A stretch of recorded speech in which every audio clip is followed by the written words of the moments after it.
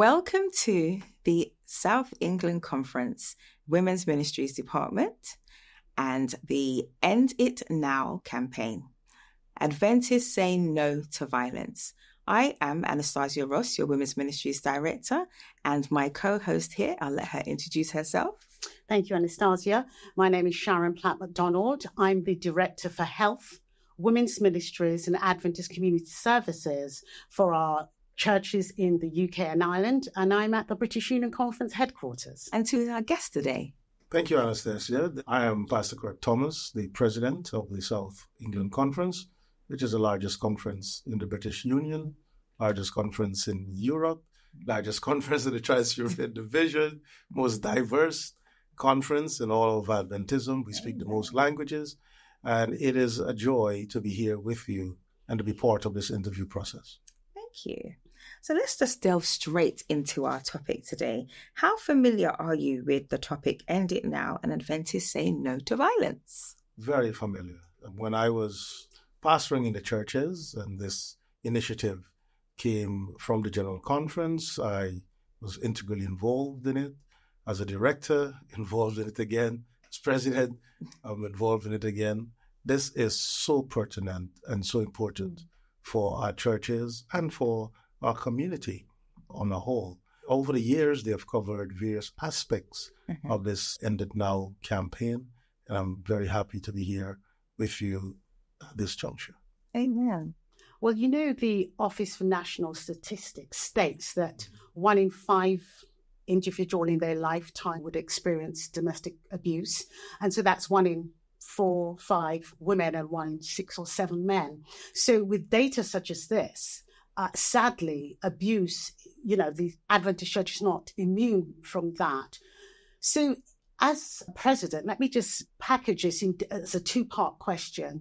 In your ministry, have you encountered or been aware of situations of abuse? And then secondly, what steps were taken to address that, and how did you respond to allegations of abuse? Let me go back a bit into while growing up as a child. I saw countless cases of abuse within the society. Even within the home, even us as children, we were abused and beaten, for sometimes, as I'm looking back at it now, trivial things. So this whole issue of abuse has been very close to home.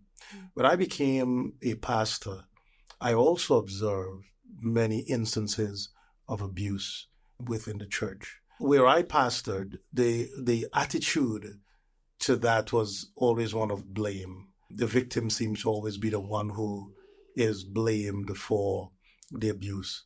And even within the context of the church, it was the same. So a victim will come and complain, and then there seems to be this attitude that, okay, it was your fault. Right. I think back then it was a case of lack of education. And even among pastors and those who operated during that time, there was just this general lack of information, lack of education, lack of understanding the roles and responsibilities that we were supposed to play in terms of protectors of our people, women and men, and children, protectors as well of the society. And I must say, sad to say, that there was not a lot done in terms of protecting. Right. When these things happen, the authorities should have been involved. Yes. And oftentimes there was an attitude of cover up where you try to bring people together and try to talk things through and say, let's pray about it and those kinds of things. And rather than dealing with the situation, reporting it to the authorities, etc. I think as ministry moved on, education along these lines became more advanced. Different attitudes were taken. And I want to highlight this in a very special way, that when we're comparing, say, abuse in the settings of the Caribbean, South America, those areas, the attitude to those things are vastly different to it in the Western countries versus the other countries.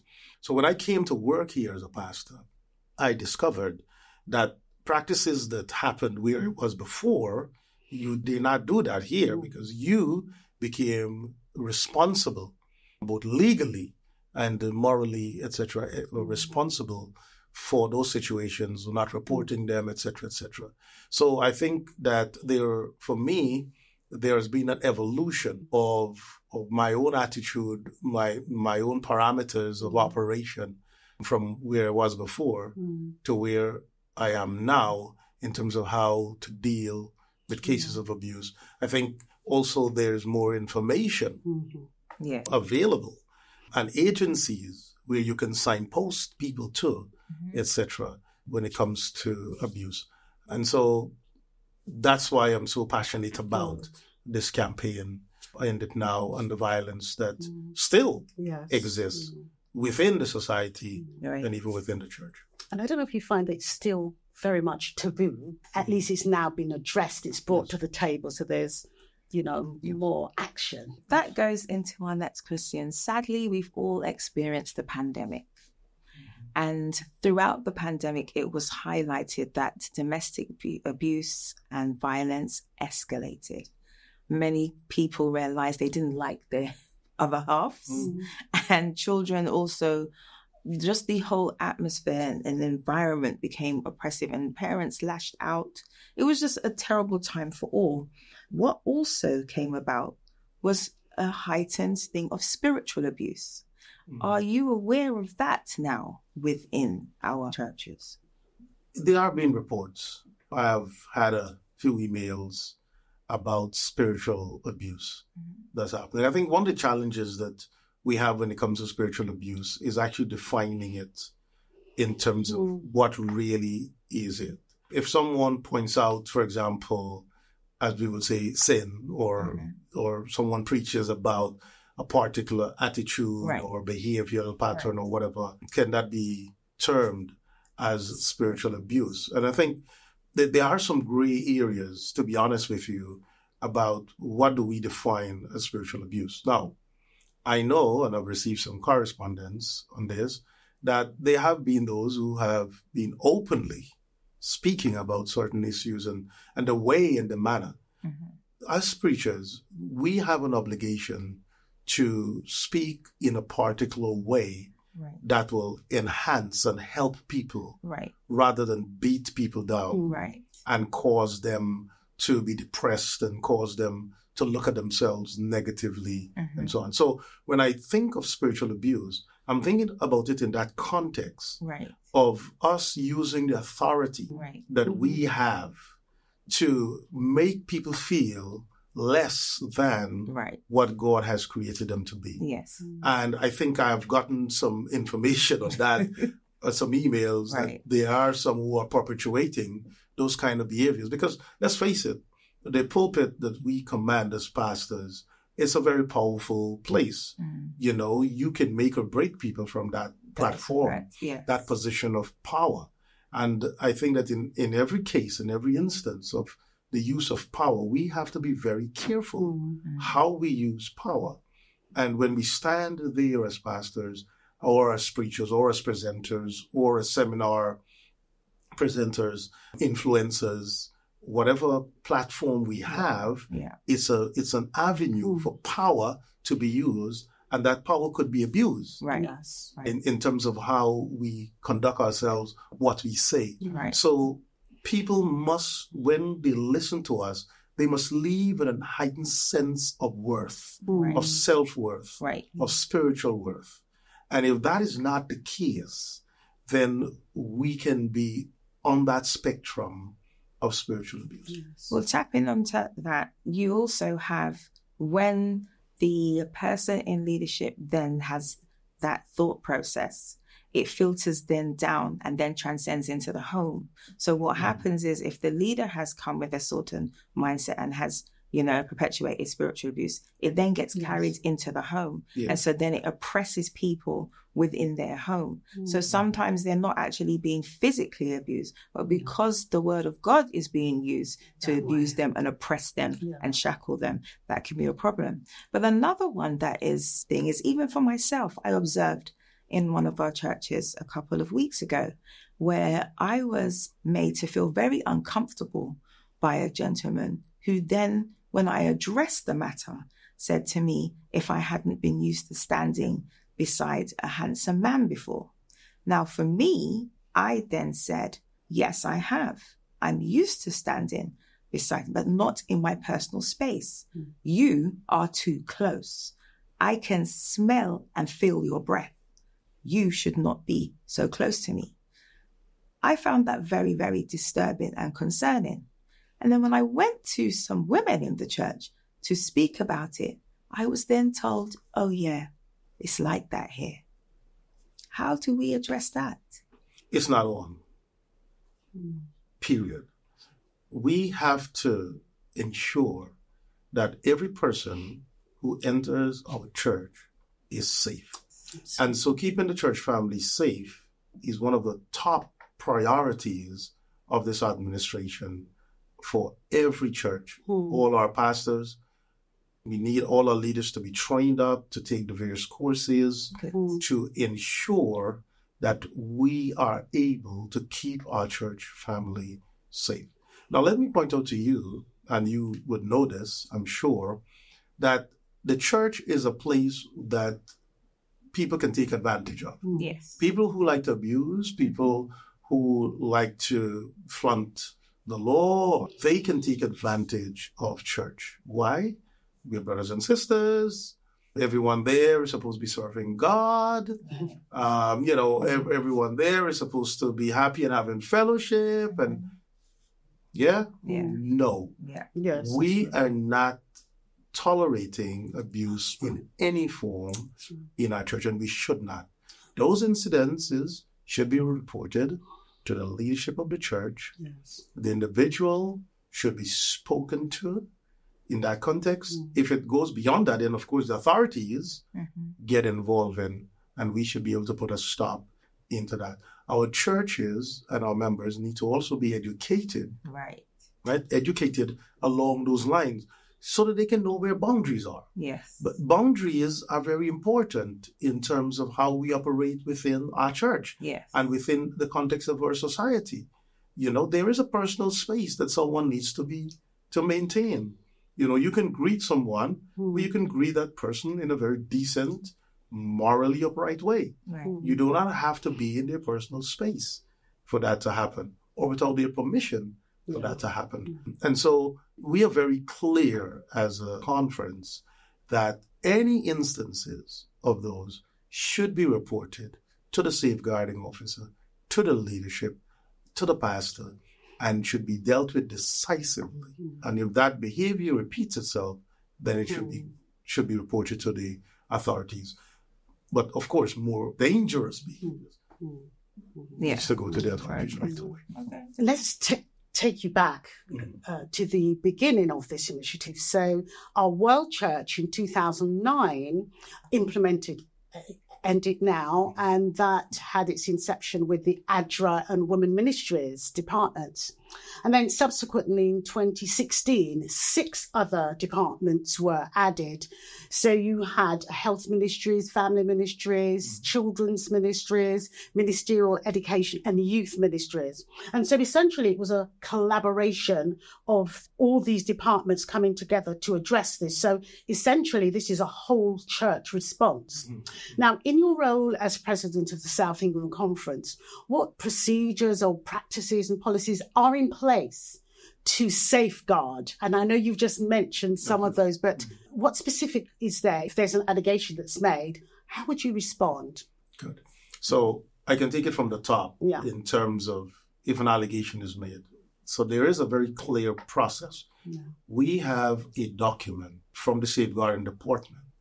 That is a joint document for the BUC, SEC, the entities, that outlines specifically what should take place whenever there's an allegation, whenever there's a safeguarding breach within our churches.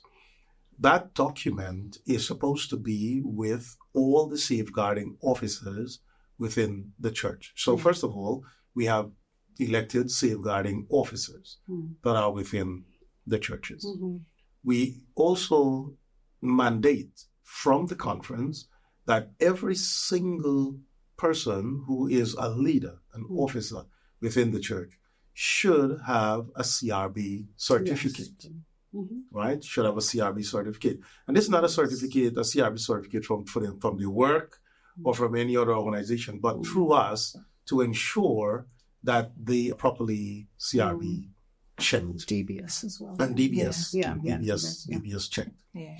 So then if an incident occurs, the first person that incident needs to be reported to is the safeguarding officer. Then after that, we have the past, and then we go through that hierarchy, and then we come to the conference. Yes. Depending on the level of the allegation and what is happening, an investigation will obviously occur. Yes. And then once that investigation occurs, then further steps will be taken. If these allegations are so serious, then the conference gets involved. Yes. And we have a department that Judy Clements, who is very, very thorough and very robust in her response to allegations of safeguarding. And we will even go outside of the organization in terms of contacting our attorneys to do investigations, etc. So at this point, we think that we are robust enough to deal with any allegations of impropriety within our churches and within our congregations, because we have these clearly defined steps that we need to follow. That's great. Okay, so in my travels throughout the conference, I have encountered churches that only have one DSL, designated safeguard lead. And from speaking with the membership, one of the reasons why things are not being reported is because the opposite sex of that safeguarding lead don't feel comfortable to go and report or speak to them. So what are we in the SEC doing to ensure that there are the male and female counterparts in each congregation? That's a very, very, very good question. And I need to be very obviously honest and open with you and say to you that Judy Clements, the safeguarding lead, is actually looking into that and actually putting systems in place that we get both a male and a female to be part of that. I cannot tell you what is the percentage of the churches that we have in this interview, but this is something that we are really taking seriously, and she will ensure that happens. Because you're right, if something happens with a female and the safeguarding officer is a male, it will be very difficult for her to go to him, except if it's someone that she really knows trust, and trust. And then children, for example, children would prefer to speak to a female than to a male concerning something that may have happened to them. And then the same thing with parents and families as well. They will, choose who they speak to depending on relationships. So it is very wise and very prudent that we have two safeguarding officers there so that we can be able to read it. And we are promising and pledging to ensure that this happens within our churches. Like I said, we have really and truly heightened the priority that we place upon safeguarding, because we realize there have been so many lapses in the past. Right. And we don't want these things to reoccur. As a matter of fact, we are dealing with issues from the past in this present administration concerning safeguarding. And we don't intend to keep dealing with things, with stuff not being put in place. Yes. But as we say, it ended now. It has to end now, because we intend that we will have a safe church, because that is what God wants us to have. That's right.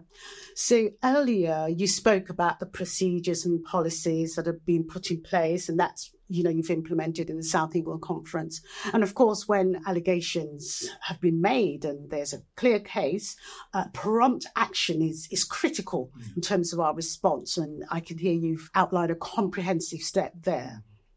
I want to talk about prevention. What steps do we take? How do we create an environment, a safe church environment, to prevent some of these cases that we sadly have encountered, what are the preparatory measures, preventive measures that you think are important for the nurture and safeguarding of our church, both members in the church and the public, because of course we have visitors? Yes. What would you say are the essentials for creating a safe space and preventing abuse in the first place? There are a number of essentials. I think the first thing that I want to outline when it comes to preventing these things from happening is a mentality that says we want this church or this institution to be safe. Yes. I think if we do not get that mentality, we will keep patronizing things and patronizing each other, and we will not get where we want to get. Because sometimes you speak with people, sometimes you speak with congregations, and you get the sense that, you know what, everything is going to be all right. It's in God's hands. Yes. Right. Right? It's in God's hands. Yeah. And that kind of attitude will get us into trouble. Yes. So I think that the correct mentality of the conference, the pastors, the leaders of the church, and the church on a whole needs to change if it's still wavering, or it needs to be robust. Yes. Right. Right? The mentality. Then, once we get that, we can then begin to look at some very practical things that we can do. I can remember pastoring a church, and where churches just had solid doors with the various rooms and offices. So if anything is going on behind those doors, no one could see. Yes. And there's no glass. There's, it's just solid doors. Well, since we have implemented that every church, whichever door it is, needs to have a mirror, a space there that you can look into, and a glass there that you can look into, that you can look through, and so those are inside know that they're safe because somebody can see from the outside. What's happening. Very important. Secondly, I believe that when we are conducting interviews of people, meetings of people, whatever, that this whole male and female being by themselves is also a challenge. Yes. That we need to have someone else there present in that room, which will help to alleviate some of the things that are happening. I think as well that our churches need to have CCTV in various areas so that we can have, people will know, and it's announced, we have CCTV. Yeah. That will give people a sense of safety and security, that they know that there is a camera somewhere there that is looking out for them, and it protects everyone in the church, right? So our churches need to invest in those CCTV cameras that will take care of the safety of our members. I think that we need to educate our parents. A lot of times our parents think that when they bring their children to church, that the church is responsible for taking care of them and their safety throughout the day or how long so they bring their kids and they leave them. Yeah. Kids run wild, they go outside, they go to the toilet by themselves. Parents need to understand that the responsibility for the safety and protection is yours of their children is still theirs. Yeah. So if your toddler is going to the toilet, you need to go with the child to the toilet. Yes. Right? Very, very important that we work with that. Then, of course, the DBS checks that are needed for people to operate as leaders. We have vulnerable people from the community who come in for our various soup kitchens or food distribution projects that we have. They need to feel safe as well when they come into our premises, that they will be taken care of. So even those people who are volunteers in our various programs need to be DBS checked. That's right. We need to know that they are safe to deal with vulnerable people as well as church members. And ever so often, there needs to be whole church discussions and training concerning safety. I think that we are in a situation in a world today where we cannot take anything for granted. That's Right. Mm-hmm. Look at what's happening today with the riots and all of that's around. That's happening, yeah. In the society, safety is a big problem, Yes. Yeah. right? So our churches and for our communities where we operate, we need to have a heightened sense of the importance of safety. Yes. Yeah. And so whatever we do is not only safeguarding the church or the name of the church or the people in the church, but it's also safeguarding our society Right. because we belong to the society and the society belongs to us. They come into us for programs. We invite them in for various activities, and they also need to be protected. Yeah. They might come with a sense of, oh, you know what? I'm going to be safe here Yeah. Because it's a church. because it's a church. That's right. Yeah. Well, if that's the attitude that they're coming with, we need to ensure that they are safe. So Yeah. when they leave, they can truly say that they've come to a safe place. Yeah. So there's a lot of stuff that is, a lot of things that are upon us. Yeah. We have the owners to do to ensure that both the church and the society be safe. And just to spin off from that, even with people coming to our church who we don't know, who may be considered vulnerable, we need to safeguard our members as well. So we make them aware on a Wednesday, we have the homeless feeding, we have such and such. So we do have deacons and elders and people there that if somebody becomes violent or somebody, steps out of line in terms of behavior. So I think it's both looking at the safety of individuals coming into our church, but how we also keep our members safe from individuals that come into our church who are not DBS checked. Right. Because these are our visitors. And so I think that whole system approach that you've outlined, I'd feel comfortable coming to a church that you're managing with that outlined the way you've just absolutely fantastic. And so we want to see that replicated across the entire South England Conference. Definitely. And, even just to add to that, sadly, when someone has actually been abused or violated and they are the victim, as you said previously, that oftentimes they were blamed and they were made to feel that they were the pariah and not the victim. What are we doing now as conference to ensure that they too can feel safe if they do make a report? Because that's what I've been told, that we won't report because then we will be isolated and we will be the ones that will be ostracized, but we're the ones that are the victim. Yes. I think we have to create, and I think a path is there that has been created for safe reporting, whistleblowing, right, so to speak. And that's why we begin with the local safeguarding officer, because that person is the first person that you can make contact with. Right. That person is there. That person is supposed to be known, or person or persons should be known by the congregation.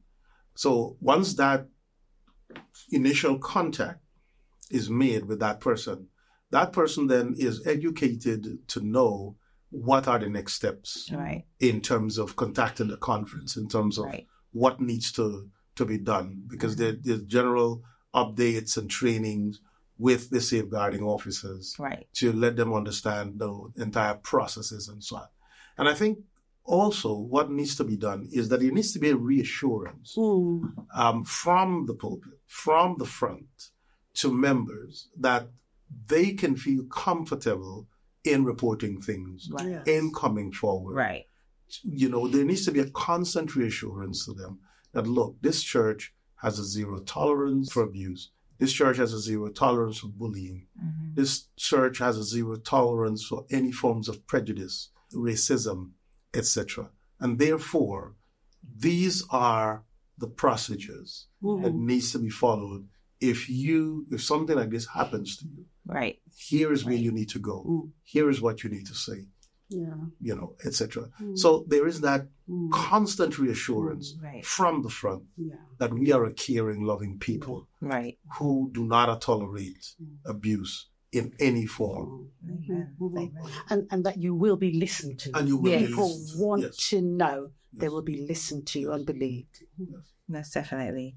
And so just to broaden it, we often have many events outdoors, and we have Pathfinder camporees where there's large, we have large camporees, and we have retreats. I recognize that you have said that we have policies and things in place, but when we're now on someone else's property or territory, are we still ensuring that the same measures and practices are the same? It's a massive challenge. And it is one that we really and truly need everyone on board, all our leaders on board, so that we can ensure that the safety measures that we put in place are adhered to, are practiced, are implemented. Right. In spite of our best efforts, I need to be honest with you, there are times when we fail. Mm-hmm. There are times when reports come back to us that says X, Y, and Z happened. Right.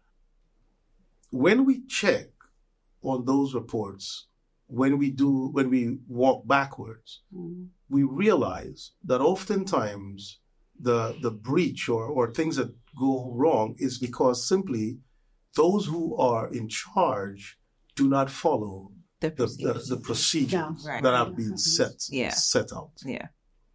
And that's why it is always a constant appeal to our pastors or leaders to say, look, we have taken time through experience, research, etc., to put together these safety procedures. Can you please follow them? Yes. And if we have that sort of cooperation, we will not necessarily get rid of all incidents, but we will get them down to the very minimal because of that.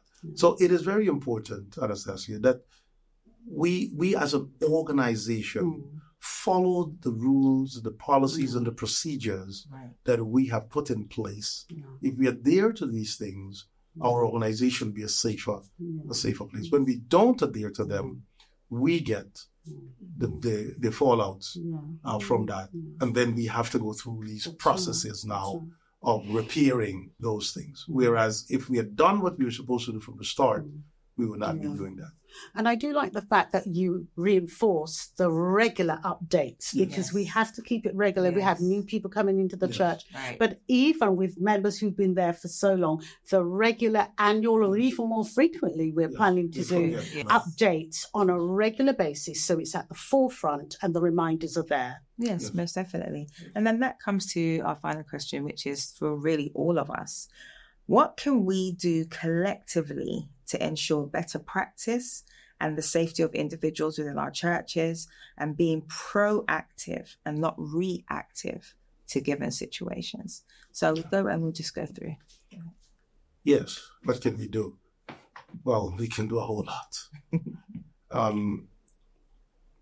I said in a previous answer to a previous question about the mental attitude that we have towards safeguarding and towards these issues. Mm-hmm. And I would want to reiterate that. Yeah. Because I think that oftentimes as a community of faith that we allow ourselves to be sucked into the idea that because we are all supposed to be Christians or a community, that everything is going to be all right. Yeah. And I think that is one of the most dangerous things that we can do. Yeah. Yeah. So that mentality that says, you know what, I need to keep people safe. I need to keep myself safe, first of all. That's right. Yeah. And then from that extension, I need to keep others safe. Right. If I keep myself safe, whatever, and it's still biblical. It's still biblical. Yeah. Do unto others as they would do unto you. Yes, right. Love your neighbors, you love yourself. If I do everything that I can to protect myself and make sure that I am safe, I will be protecting others as well. Yeah. I will be helping others to be safe. So if we get that mentality right, then we can go into all the other things that were outlined in terms of the steps we take to report stuff, in terms of the safeguarding of the church, in terms of the various implements that we need to put in place, like your cameras, different things to ensure that just in case something slips through the crack, so to speak, we can still pick it up and we can still do. And then we have to be proactive in terms of acting on the information. Right.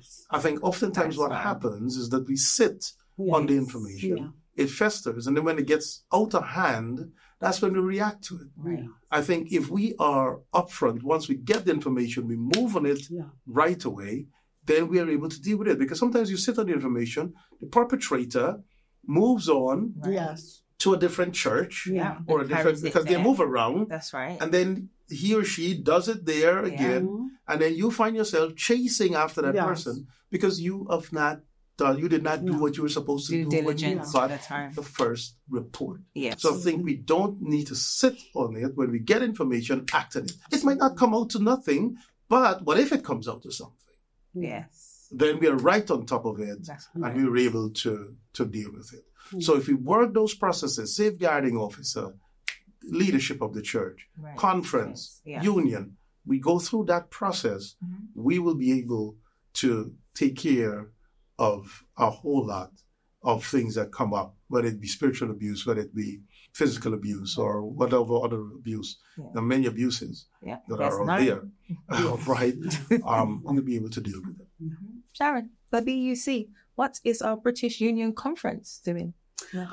Well, one of the things we like to do is to work collaboratively. So the annual End It Now abuse prevention awareness programs, we roll that out. We ensure that people are trained or are developed. So a few years ago, we had specialists who came in. I had a group of specialists from the NHS who came in and who did some training on champions, abuse prevention champions, how to spot abuse, how to support an individual who went through abuse. And then I've also teamed with local organisations. So we have in Watford, Sunflower Organisation, various external organisations that come in, as well as our annual End It Now campaigns that have local and national information. So you have health centres, you have support groups, you have national helplines.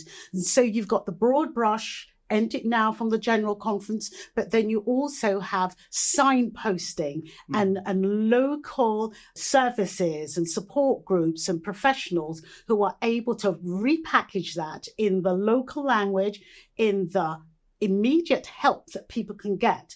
And so when we have that sort of 360 approach, the local church, the conferences, the general conference, our Adventists speak, so to, in terms of our support, but we have professionals on the ground, local specialists who we can also bring in. That enables us to have a balanced approach to it and more help, more options, more expertise that we can pool in. And so this is a theme, and also working collaboratively. So I work with women ministries, health ministries, community services, Adventist community services. So I'm trying to make this a whole church approach, total member involvement in that, and also be part of the general training and development and awareness building, and also the part of prayer. Bringing our prayer ministries, because a lot of these systems, it needs a lot of prayer in terms of how we approach it, the wisdom, but sometimes to really realize that some of these issues are strongholds which needs to be broken through prayer. Yes, there will be the parameters in the legalities and so forth, but that we need to have that spiritual uplift and to safeguard our members and to ask for discernment and wisdom. And so prayer prefaces a lot of what we do, and also prayer for recovery for individuals who have been traumatized by abuse themselves and their families, and also to seek for relative treatment and recovery programs that are going to be effective and efficient to address that. So okay, we might be doing all the preparatory measures and making everyone aware, but when it actually happens, we don't just want to leave the individuals. We're committed to their recovery process for as long as it takes. Right. And that's where I can then come in as to what the South England Conference is doing, especially spearheaded with family ministries, men's ministries, women's ministries, health and prayer. We're all coming together. We are all coming collectively together. We have Cornerstone Counselling, where we are supporting the emotional. We have the health department, where we're dealing with PTSD and different issues there. One of the ministries that we are working closely with also together is prison ministries, that we have to also understand that even if someone has been a perpetrator, when they leave the system, they may too feel that they've repented and they want to come into our churches. We have the legalities of making the church aware, as well as safeguarding the membership. So we're looking at a holistic approach. We're thinking wisely into how we are managing situations. We're looking at having a 24-hour helpline that is accessible to our members, where it's going to be open 24 hours a day, 365 days of the year. If someone needs to call, and we have all the numbers and the emails and the departments available to be able to signpost them and let them get the help that they need. We'll have the police in different areas on board. It's going to become a thing in the South England Conference that domestic violence, abuse in all forms, physical, emotional, will not be tolerated. So this is a stand that we are taking. We are saying, Adventists are saying no to violence, and we are ending it now. I want to thank my co-host, Sharon, Platt-McDonald from the British Union Conference, and to our dear interview and guest, the President of the South England Conference, Dr. Kirk Thomas. It has been a pleasure conversing with you on this topic, and I especially, it's dear to my heart. I'm looking forward on us working collectively to let our conference become a safe space place for members and the community. So thank you all for being here with me. Thank you very much, Anastasia. Thank you.